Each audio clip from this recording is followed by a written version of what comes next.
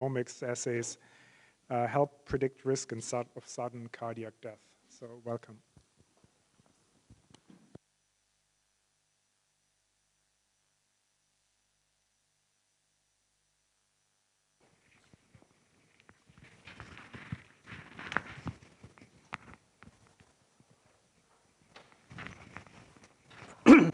Great.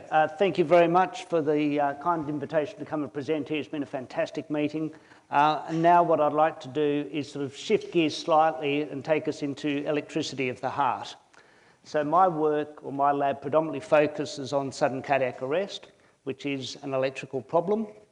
We have three main projects, one looking at structure function studies of ion channels, one looking at ECG signal processing to help us predict risk, and then finally one looking at genotype-phenotype correlations in ion channelopathies. And that's the subject that we're going to focus on today because it's the area that makes best use of the high-throughput patch clamp systems. So the electrical communication system that controls our heart is extraordinarily robust. It beats every second, every hour, every day for many, many decades. Many billions of heartbeats coached with all sorts of stresses. But when it goes wrong, it can go wrong very, very quickly, leading in this example to sudden cardiac arrest, which accounts for about 15% of deaths in our communities, and only about 5% of people under current systems survive a sudden cardiac arrest. And that's obviously especially devastating when it happens in someone who's young, particularly when they're fit, healthy, and in this example, Christian Eriksen playing for Denmark on the national stage. I'm sure those of you like Michelle who were there at the day will never forget this event. To give you an idea of the magnitude, just sort of based on population figures, there is about 20 people in Japan who will die each week under the age of 35 from a sudden cardiac arrest. So given the poor survival, our challenge is, can we predict who is at highest risk so we can try and intervene and do something about it before they have a sudden cardiac arrest? And so the two examples I'm going to talk about today related to inherited ion channelopathies. These are two of the commonest causes of sudden cardiac arrest in young people who have otherwise healthy, normal-looking hearts. And that's KCNH2 or Hurg-related long QT syndrome and Brugada syndrome. So just to give you a quick refresher in cardiac electrophysiology, unlike in neuronal action potentials, the action potential in a heart cell lasts about 300 or 400 milliseconds. There's a whole series of channels that contribute to repolarization. The one that we're particularly interested in, the Hurg potassium channel or KCNH2. And as you can see, if you get loss of function of your Hurg potassium channel, that leads to prolongation of the action potential and repolarization becomes a little bit less stable, hence the increased risk of sudden cardiac arrest. Conversely, Brugada syndrome, and in about 25% of cases, is related to mutations in the sodium channel. The sodium channel is responsible for the fast action potential upstroke, just as it is in neurons. And if you get a loss of function in your cardiac sodium channel, you get early repolarization abnormalities that may or may not manifest as unusual characteristics on the ECG.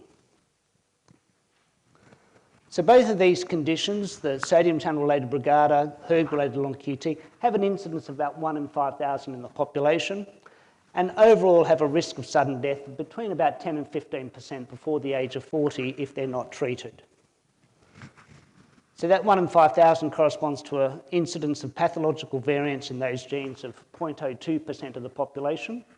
But where that becomes a challenge is that if we look at the total number of people in the population who have a rare variant, which is defined as an incidence of less than 0.1% of the population, nearly 1% of us will have a variant in either our Hurg potassium channel gene or in our sodium channel gene.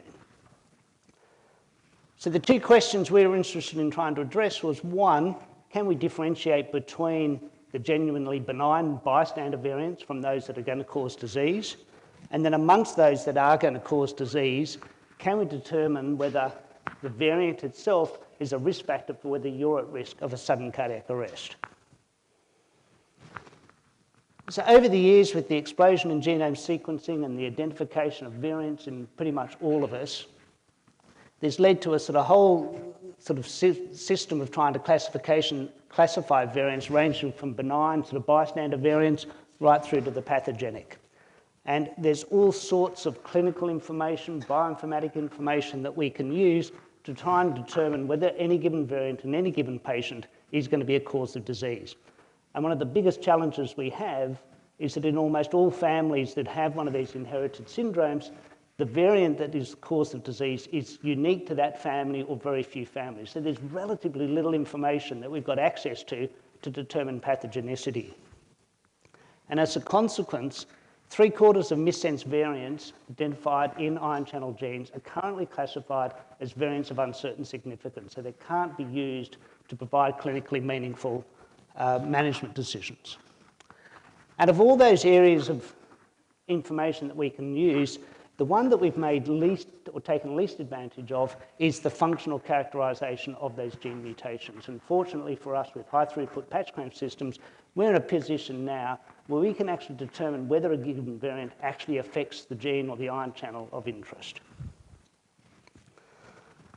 So over the last few decades, many labs around the world, including my own, have tried all sorts of methods for trying to characterize variants. Things like Western blotting, immunohistochemistry, patch clamp electrophysiology, and those of you who have done manual patch clamping will know just how slow and laborious that process is. So the challenge is, how do we do that characterization in a robust, reproducible, clinically meaningful way at scale so that we can look at the hundreds, thousands of mutations that are present in these genes? So the system that we've used and the design of the assay is as important as using the high throughput system. We're using a iRes expression plasmid so that we can co-express a wild type allele with a mutant allele because these are heterozygous conditions. Using a flip-in system to ensure that every time we generate a stable cell line, each different mutant is going into the same part of the genome so that if there's any variation in expression, it's not due to where it's located in the genome, it's due to the variant itself. The high throughput systems that we use, and of course, very robust data analysis so that you're going to get swamped with literally many gigabytes of data that needs to be analysed. Now, one of the challenges that we faced with the hERG potassium channel mutants is that these channels have very unusual complex gating kinetics. So trying to design a protocol that is robust enough that you can use in these high throughput systems, so relatively simple protocol, but can interrogate those gating parameters. So we've looked at pretty much all of the parameters, just some examples with deactivation, looking at inactivation.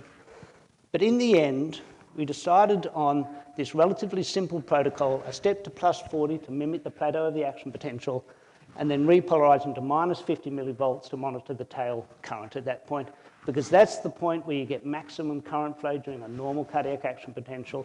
So it's a close reflection of what the channel is actually doing under physiological conditions. So the first thing we did was we went back to some of the mutants that we'd studied before to show that we'd get a similar qualitative result to what we'd had with the manual patch clamping. And you can see here, the G584 mutant, which was a mutant we'd previously shown caused about 50% loss of function. A561V, a mutant that we'd previously shown caused dominant negative, almost complete suppression of the current, and nicely replicated in the high throughput assays. Now, one of the issues was that we were particularly keen to make sure that we could convince clinicians that this data was robust enough to use in their clinical decision making.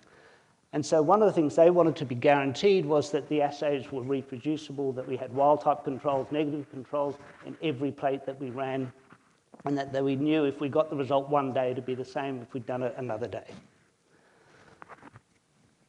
And one of the things that was interesting, and this caused a sort of side project for us, is the amount of variability that you get in current density recordings from stable cell lines, so the gene is in exactly the same place of the genome, expressing the same every cell, just in normal variation in a wild type current density. And when you look through the literature, this actually is common and it's there in the literature and it has been for decades, but it's generally been hidden by the fact that going back decades ago, people always reported their data as mean plus or minus standard error of the mean. So that if you do enough recordings, your variation looks to be very small, but in fact, it's very large. So having taken in our preliminary data analysis of 579 data points, we were pretty confident that we had a very robust definition of what wild-type current expression was in a HEC293 cell line. And based on that, we could sort of draw up these confidence intervals to be able to say, if we found a variant that laid outside this range, it was statistically significantly different to wild-type. But clinicians aren't interested in that. What they want to know, if we find a variant, is it actually different to the wide range of benign variants that we know do not cause disease. So what I'm showing here is just an example of a dozen benign variants. So these are variants that are present in a large proportion of the community. So they're too common to be able to cause disease. And what you can see is that there are a couple of these benign variants that are causing a modest loss of function that is statistically significantly different to wild type, but it's not sufficient to cause disease. And that's the question that the clinicians want to know. Unfortunately, as well looking for us, when we looked at our first panel of pathogenic controls, they all fell below the limit as defined by the benign variants. So we can be confident that all of these variants and that our assay is able to reproducibly show that a pathogenic variant does have significant loss of function. We've subsequently gone on and characterised that for a wider range of variants, and this is getting into slightly less common benign variants as well as a wider range of pathogenic variants. Summarised over here, where we're getting clear separation between all our benign variants from different control cohorts versus our pathogenic variants. And this assay is now being used by clinical testing labs, both in the academic centre and commercial centres around the world, to determine whether a variant does have loss of function. So the question that we were interested in as academics and from the point of view of predicting risk of sudden cardiac arrest was to investigate whether the extent of loss of function that we see, which is variable across variants, was a predictor of whether patients were going to have a sudden cardiac arrest. So what I've shown here is a range from sort of 1 represents normal wild-type level function, and all these ones in the darker circles represent all the mutants that have significant loss of function. And what you can see as expected is that those variants that have significant loss of function tend to cluster in the structured regions of the channel, so in the PAS domain, voltage sensor pore domain, etc. And what we then did with the International Long QT Syndrome Registry was we looked at, this is nearly 1,000 patients that have had detailed clinical records kept, and looked at what the functional effect of the variant was in those patients, determined whether they'd had a serious cardiac arrhythmia or not. And what you can see, even just with looking at the data, is that almost all those patients that have a cardiac arrhythmia have got significant loss of function in the variants that cause their disease. There are a few scattered up here, whereas in the no events, they're pretty much scattered throughout the sort of functional range. And if then you do Cox proportional hazard modelling, what you can show is that loss of current, as determined in our in vitro functional assays, is an independent predictor of risk. So it's independent of male or female, independent of what the QT interval is that you measure on the patient's ECG. And so if we look at that down here, what you can see is that there is effectively what this is telling us, a 13-fold enrichment of severe loss of function variants in those patients that have a cardiac arrhythmia compared to those that haven't had an event. And this is over a 20-year period from the time of diagnosis.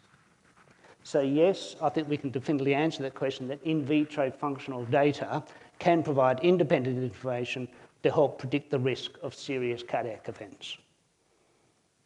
So now I'd like to change track and just go into the sodium channel assay that we've developed, and this is for Brugada syndrome. I'm not going to go into all the details of the assay, but the assay that we finally settled on was using a holding potential of minus 90 millivolts, and that was important because mutants that cause enhanced inactivation, they may traffic normal, give you normal looking currents, but if you hold a physiological minus 90 millivolt resting potential, then a lot of those channels will have been activated, and so you get that loss of current becomes apparent during the step pulse. And that's an illustration here is that if we just look at the distribution of our pathogenic variants, current density versus our benign variants, you can see there's a pretty good separation. But these three variants here are variants that give you almost normal current density if you used a minus 120 millivolt holding potential, but give you significant loss of current density when you use the physiological holding potential. So similarly, we've determined a range of what is normal benign range of function and what gives you sort of supporting moderate or severe loss of function, which we can now apply to all the variants that have been seen in patients with Brugada syndrome.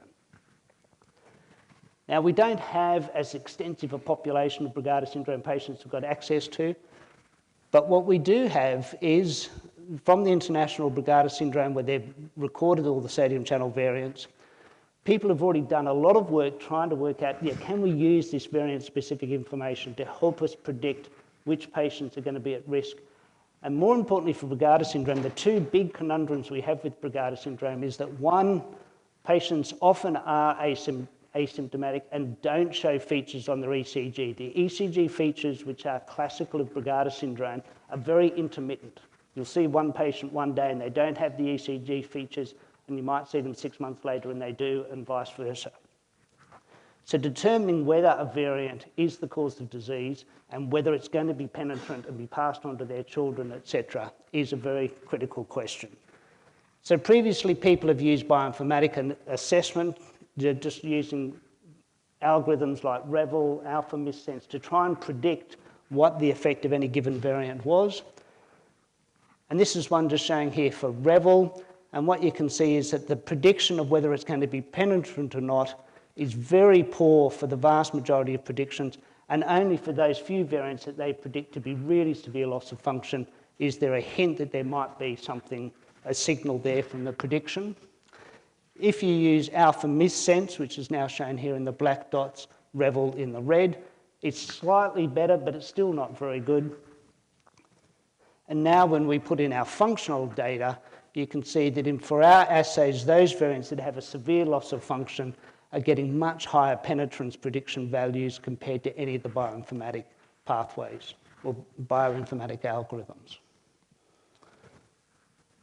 So just to summarise, I think we've been able to show that we can improve the classification of variants, and using high throughput in vitro analysis of gene variant effects is highly valuable for clinical decision making.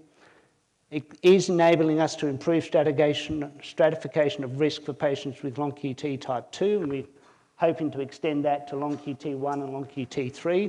I'm happy to talk about that afterwards. They're much more challenging assays to develop for the automated patch clamp systems. And we've also shown for the sodium channel variants in Brugada syndrome that it can improve prediction of penetrance, which is also really helping to determine which of those variants are truly pathogenic and cause of disease versus those that are benign bystanders. So I'm going to finish there and thank the team. This is the functional genomics team in my lab that does most of the work at the moment, headed by Andy Ing, who's a real powerhouse and done an amazing job trying to convince clinicians all over the world, convince them to, well, in a way, be able to convince them that they think they understand what patch clamp electrophysiology actually is. Working with Chek, Evie and Joanne. Some very talented young medical students that we've had work with us on these projects, and then Jess, Monique, Matt and Adam, who helped us develop some of the high throughput patch clamp data analysis algorithms. Brett and Andrew at Vandenberg Medical Centre we've collaborated closely with. And one of the things that we've done particularly with Andrew is having Andrew independently develop these assays on his system in Vanderbilt and getting sort of high concordance, replication between labs, even though he uses slightly different solutions, slightly different setup, etc. But that's one of the factors that has really helped convince clinicians that this is robust data that we're producing. And then finally, I'd like to thank the funders, the New South Wales government that paid for the purchase of all the equipment that we have, NHMRC, the Medical Research Future Fund. And I will leave it there. Thank you.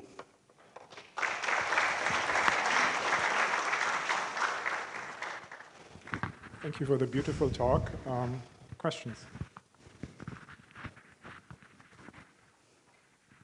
maybe I can start with a question. So what's the coverage of mutations that you have tested functionally of all the known mutations in these two channels? And yeah, maybe I'll start with that and then I have a follow-up question. Shall I start with?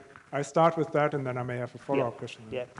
So we've tested all of the, if we concentrate on, well, I suppose HERG and the SEDM channels, we've tested every variant that has been recorded in the sort of international consortia.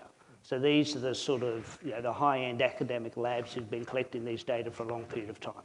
So that probably represents about 30% of the cases around the world. And if you look at ClinVar, there's about, for example, with HERG, about 1,000 missense variants that are reported there. And we've done about somewhere in the order of 400 or 500 of those at the moment. So, and one of the other advantages is that a lot of that data is out there and it's in ClinVar, and also it's a VOS, or it's got conflicting evidence as to whether it's causative or not. And now that this data is up there and available, we've found, and we've done this most extensively with Brugada, that we can reclassify about 50% of VOS now with the added evidence from the functional data. And even for those ones that can't still reach the clinical threshold for a definite diagnosis, it's sort of getting close enough that next time there's a new patient who's identified, that will add the extra clinical evidence to sort of push it over the line. Yeah, that was my follow-up question. If you can use your functional information now to predict or improve the algorithms to predict the pathogenicity of new mutations. Yes and no. We haven't specifically done that, but one of the things we're trying to do is see whether you could improve, as you say, the prediction of alpha missense or Revel to sort of improve. Because one of the issues with those algorithms is that, and certainly the Revel, it's predominantly trained on soluble proteins rather than membrane proteins. And so providing this sort of functional data will help with that. One of the other projects we've been involved with, which has really been spearheaded by Brett, that I haven't shown the data for here, is Brett's now developed a multiplexed assay of variant effect, which effectively is a high throughput trafficking assay. And what he's been able to do is now generate data for every possible variant, 20,000 possible variants in the HERG potassium channel gene. And then we've done some work validating, showing that the data that he gets is strongly correlated with what we get with the patch clamp system. So that, in theory now, there is data available for almost every variant. There are a few that fail QC, almost every variant. So as soon as someone gets a genetic test result back, they can look up the list and say either it's loss of function or it's not. Thank you. Any other questions? Thank you. Very interesting talk. Particularly about the Brugada, it's quite challenging, and the challenge is related also to unmask this disease or condition in clinics. So this information is really good with making these clusters of all these mutations. But as you say, it's really hard to convince also the clinicians to get into this. So is there some sort of existing projects or work where you also bring in the clinical features along with this variant and increasing, as Stefan was indicating, to predictability of these Brugada? Yeah, so the main way we're tackling that, and this particularly with, so there's a couple of consortiums for Brugada syndrome, and there's unfortunately a little bit of sort of competition between them. But so we're predominantly working with Elijah Bear and the sort of UK sort of arm of it, but that includes Americans, Europeans as well. And what we're trying to do there is combine ECG recordings with the functional data to see if together that further improves the prediction of risk. And then the second area where we're working on, we've actually got some really exciting preliminary data, but it's not sort of ready for prime time, is one of the issues you have with functional data, and it is a genuine problem, but it's extremely rare, where you get a variant, we do all the patch clamp analysis, and it looks normal. And yet the clinicians will come, I've got a patient with that variant, and I can tell you it's a severe loss of function variant. This patient is really crook, and I've seen it in multiple families. And there's a series of them, which that's been done for, 3 mutants that I know of, And we've just got some preliminary data showing that you can see loss of function with some, you know, unusual assays, I'll put it that way, but assays that we've been able to optimise to do on the high throughput systems. Thank you. Great. If there are no further questions, we move on with the program. Thank you very much. Thank you. Wonderful talk.